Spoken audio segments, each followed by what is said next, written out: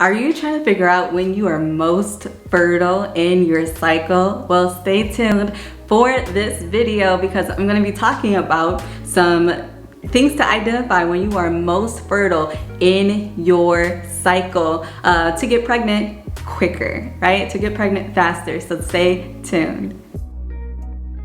My name is Octavia Steen. I am a faith-based fertility coach, and I help women of God who are trying to get pregnant naturally to increase their faith in God, really grow their relationship with Him, and balance their hormones so that they no longer have to feel overwhelmed in the TTC journey. If that is you, stay tuned because this video is going to be really good. Today, like I said, we're going to be talking about fertile ground, having that most fertile time in your cycle.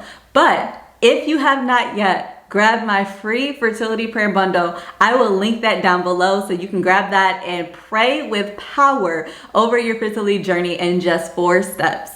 And if this is your first time watching any of my videos, make sure to comment down below and subscribe and comment a heart emoji so that I know you're new here and I can welcome you to the sisterhood.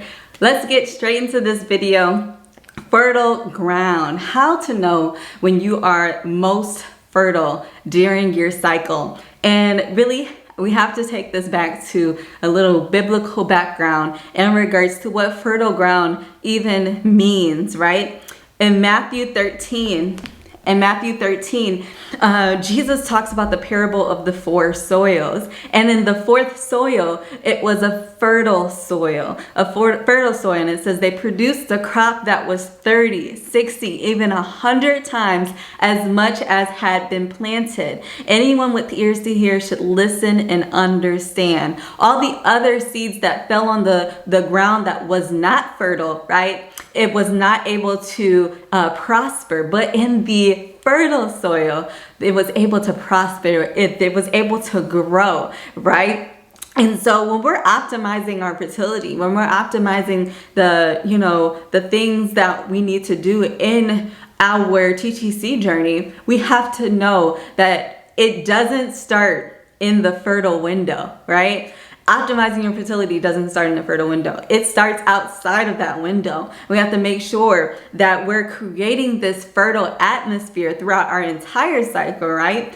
Through our menstrual phase, in ovulation, through the 2-week wait, that we're continuing. It's a continual process that we're creating this fertile ground to help our baby implant and grow, right? When you think about the seasons and you think about spring, when things become fertile and things start to blossom, right? But you can't have spring without all of these other seasons that contribute to it, right? You can't have this most beautiful spring without all the other seasons contributing to it. So just know, whatever season you're currently in, that God is doing something in you to create this fertile soil for you. But there's some things that we need to do, right? Some work on our end in order to have that soil and have that soil to be fertile. So in regards to fertile ground, when are you most fertile? You're actually most fertile 5 to 6 days out of your cycle. Now that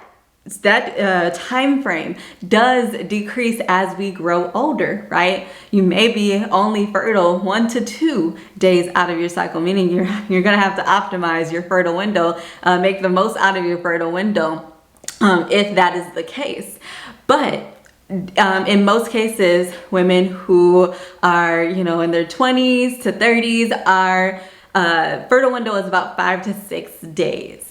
And the next thing in regards to calculating when you're most fertile is when you have fertile cervical mucus. And so the most fertile cervical mucus, of course, is the egg white cervical mucus. The egg white cervical mucus literally looks like raw egg whites, and it's stretchy. It doesn't break when you stretch it, and it's clear in most cases. But you can get pregnant off of creamy cervical mucus as well. So if you have creamy to egg white cervical mucus, you are currently fertile. That is a sign of having fertility, a sign of fertile cervical mucus during your fertile window. Okay, and so if you have fertile cervical mucus, or similar to if you have cervical mucus, I guess, fertile throughout your cycle, right? There's no dry days for you,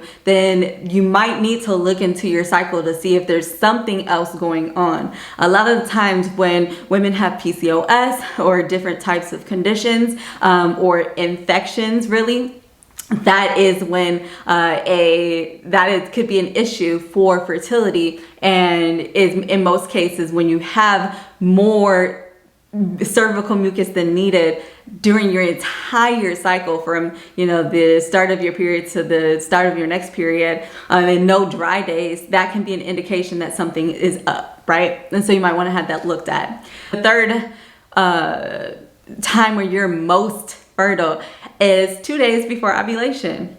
And you're probably thinking, well, like, how will I know that it's 2 days before ovulation? Now, if you are charting your cycle, you will see a pattern of your ovulation days, and you can better grasp what's going to be 2 days before ovulation. But really, just having that cervical mucus and knowing when that cervical mucus comes and being able to baby dance during that time can just be an optimal time for you to get pregnant, no matter if it's 2 days before ovulation or not, because you are making the most out of your cycle during that time, during that fertile window, by charting your cervical mucus.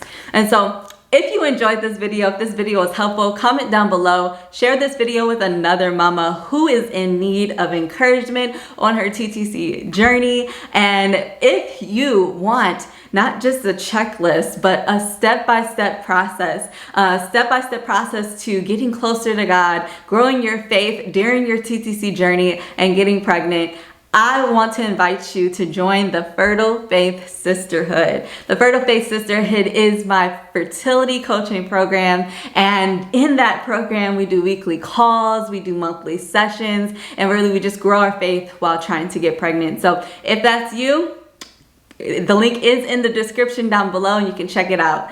I will see you in our next video. Blessings and baby dust.